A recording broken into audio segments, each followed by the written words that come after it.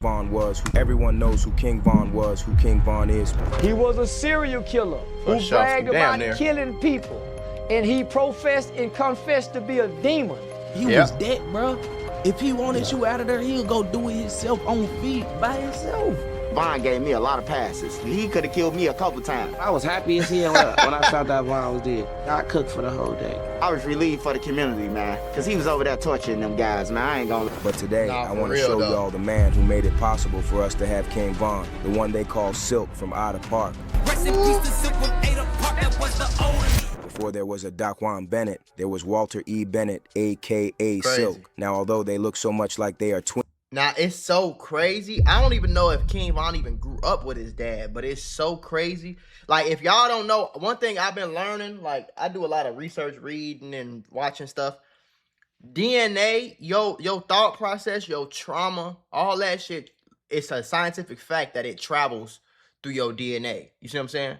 So if you, basically, if you go through something, or let's say, for example, if you was a known gangbanger, a known killer, it's scientifically proven that your children is going to, even if they don't grow up with you, even if you don't teach them this, it's scientifically proven that your children, they DNA, your DNA is in them. So it's like, it's crazy, gang. It's crazy how they both end up on pretty much, they had the same life pretty much, and I don't even think Von ever even met his dad for real. There is a 20-year difference between these two dudes. Von's pops was born on the 28th of October, 1974, and right from the beginning of his life, Walter Bennett never had it normal. Crazy, According he'd to still be several young right sources, his parents were so deep in the streets that they couldn't even have him in a traditional hospital. They don't know who might pull up on them, because even back then, the streets were going crazy. Instead, he was delivered by a midwife on silk sheets. This was why Walter Bennett was given the nickname Silk. His parents were rich enough to afford Silk because they had made a lot of money from hustling in the streets. Silk grew up in Ada Park, a popular park located in the Morgan Park area.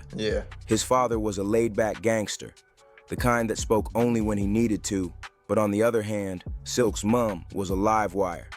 And even though she's a woman, you don't want to play with her. She's the kind that would whoop your backside if you talk stupid. But she was also fiercely independent and was respected by everyone in the hood. Silk's mama was also very independent, and this same independence spilled into her son. After some time, Silk's parents split up, and his stepfather had a huge impact on his life. His stepdad was Big Reggie, a street legend that was also a millionaire, and he taught him a lot about how to move in the streets. And this set Silk on his path to become a street legend.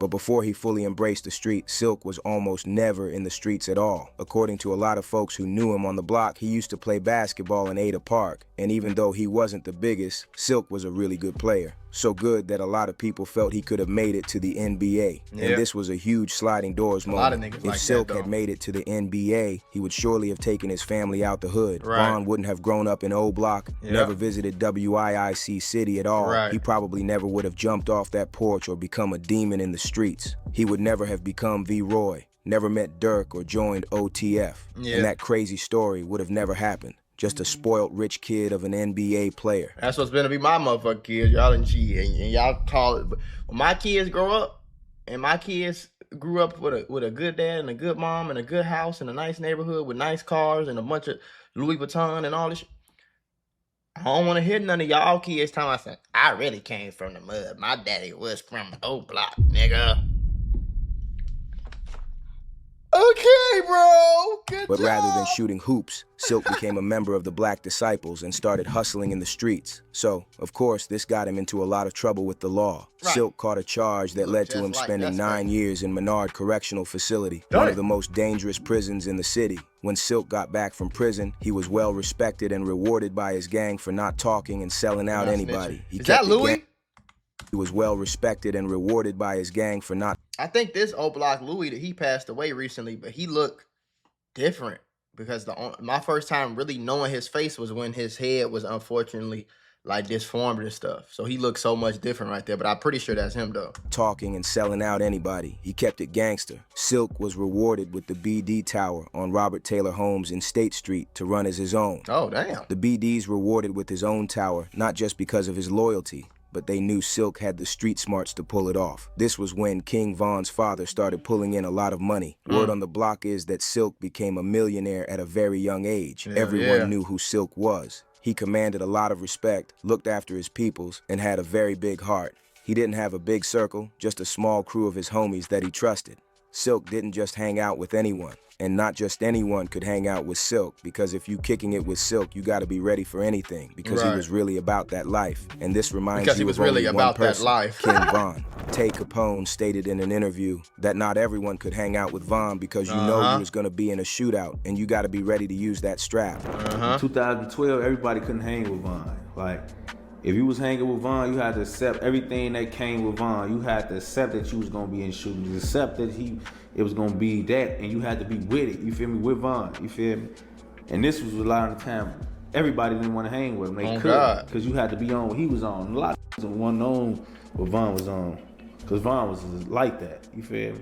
So that was faking, for sure ain't want to end up somewhere with Von by themselves. You feel me? Niggas that was soft. Really didn't want. It's not about being soft. This what I want to turn. I want to change for y'all for them grave, because they gonna call it soft. I call it smart.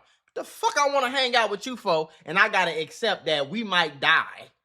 Nigga, I'm 16 years old, bro. I'm what the fuck? I'm 17 years old, bro. I don't want to do that. I don't want to go die. I don't want to shoot nobody, bro.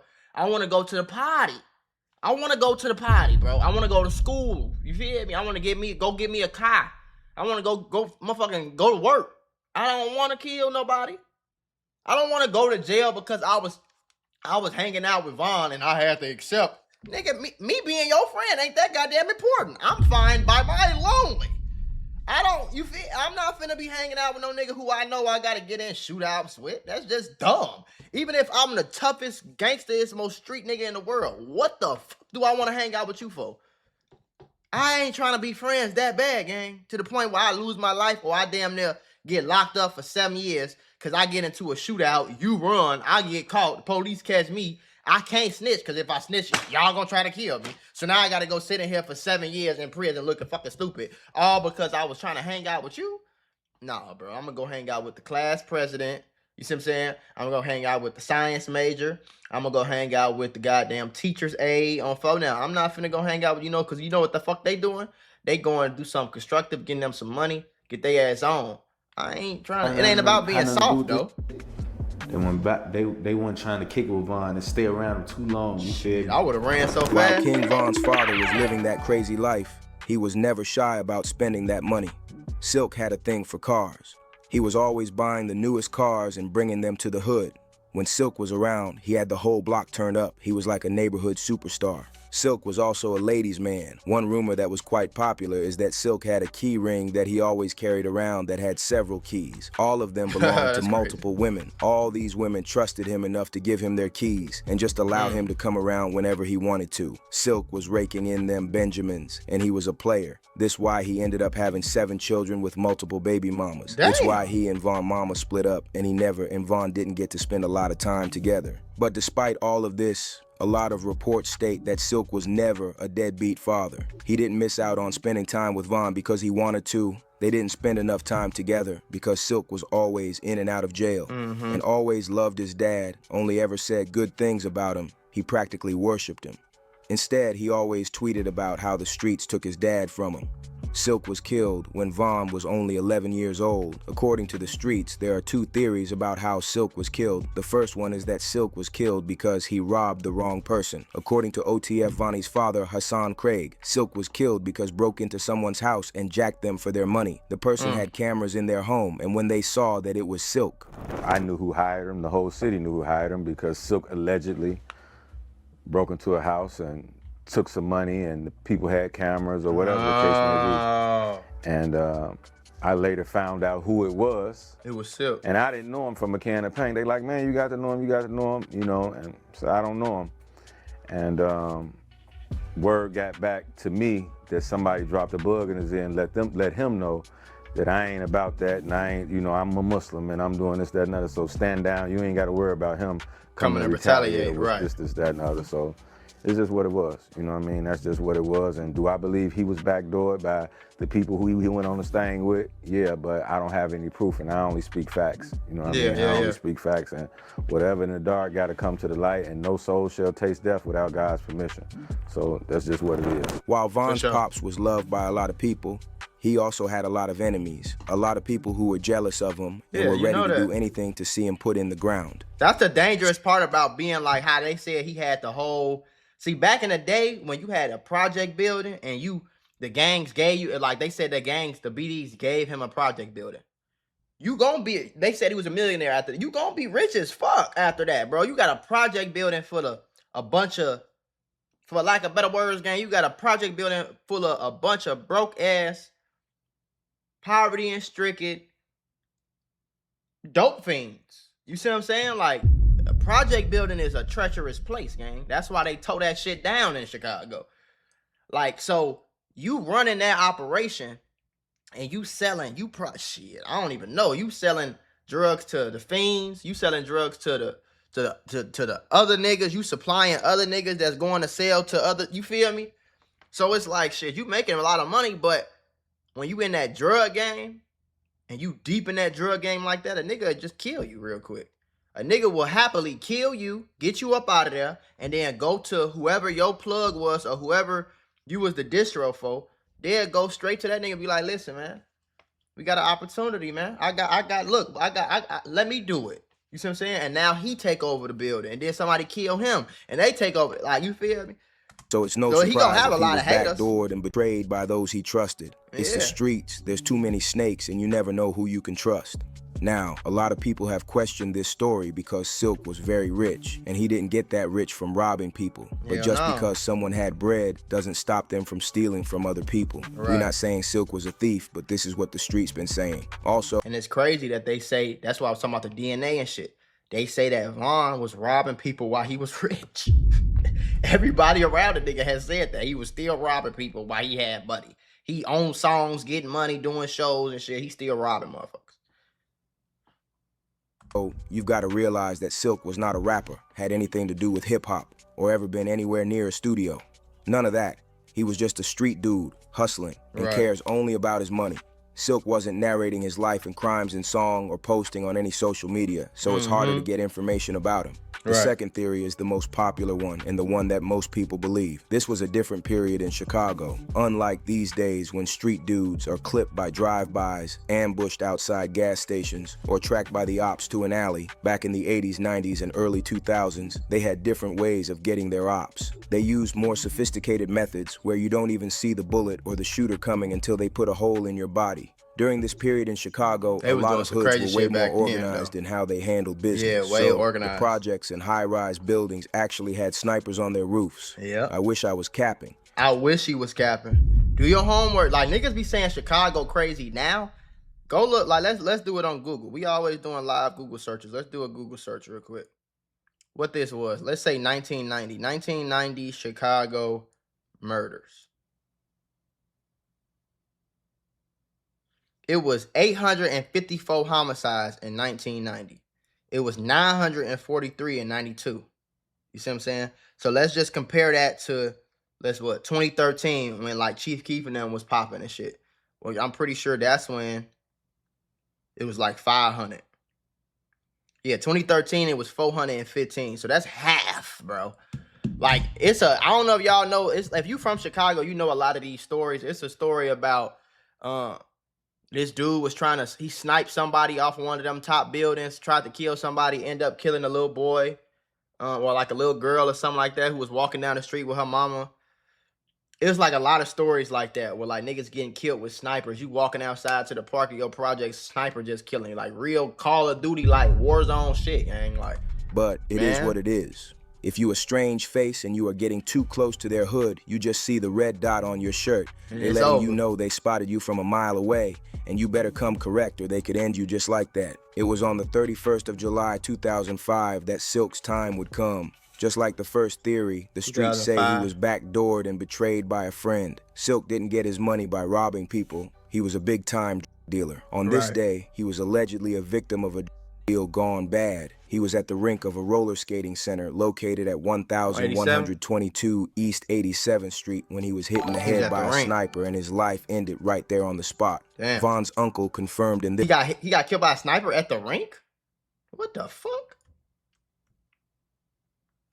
Center located at 1122 East 87th Street when he was hit in the head by a sniper, and his life ended there on the spot. Bro. Von's uncle confirmed in this interview that his big brother was got by a sniper rifle. I got a special connection to him. I don't have the BD OTF connection. I got a different type of connection. When I saw nigga, I saw my. Oh, so that's his dad, brother. You know, I saw my big brother again. Yeah. Big bro died. I saw my big brother again. You know what I'm saying? It's crazy. Like, I'm with big bro every day. Kill his daddy with a sniper rifle. This shit get deep though. You know what I'm saying? Yeah, sniper. He hit him with a sniper rifle. They at the skate rink, but you know, crazy. That's another story. He was a different nigga. You know what I'm saying?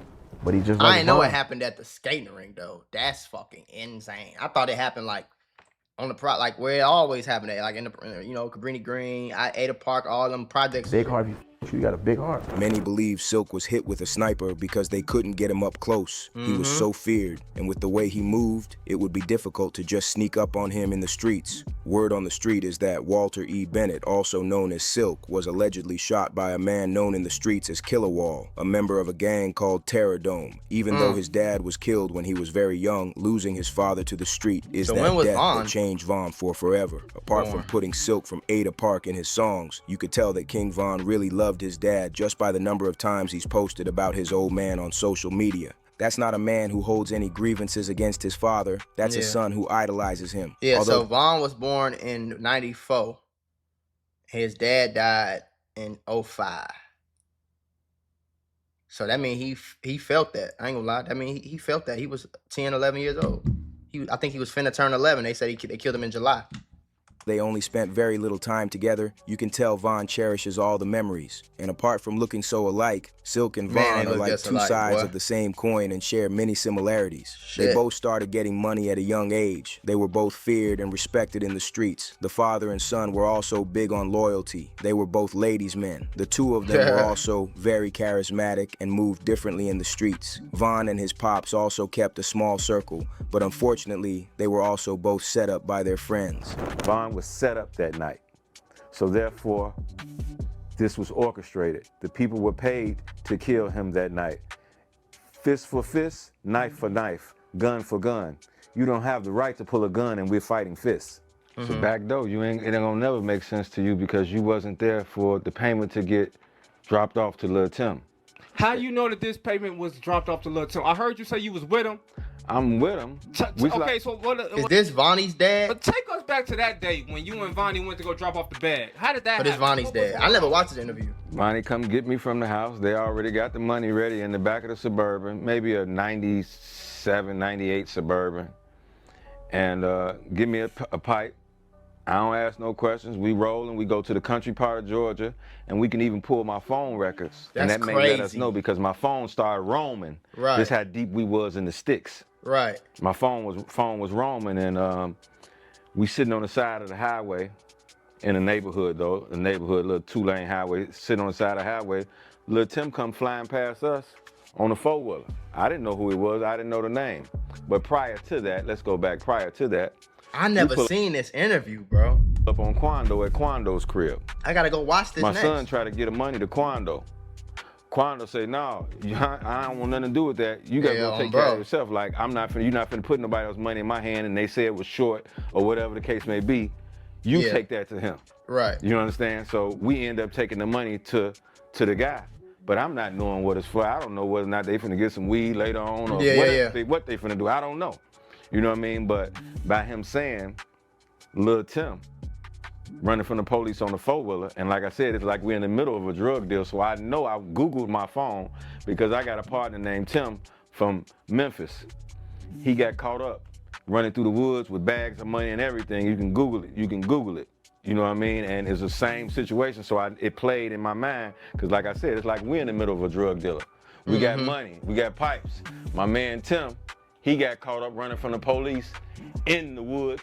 Matter of fact, I'm gonna just say his name, Timothy Woods. You can Google it, Memphis, Tennessee, running from the police from and got caught with 200,000 in the woods and all this type of crazy stuff. So the situation reminded me of that. And then for this to be the same person that ended up shooting Von, this is what that money had to be for. Let me know in the comments, do y'all believe? I gotta go watch that whole interview, gang. What the fuck?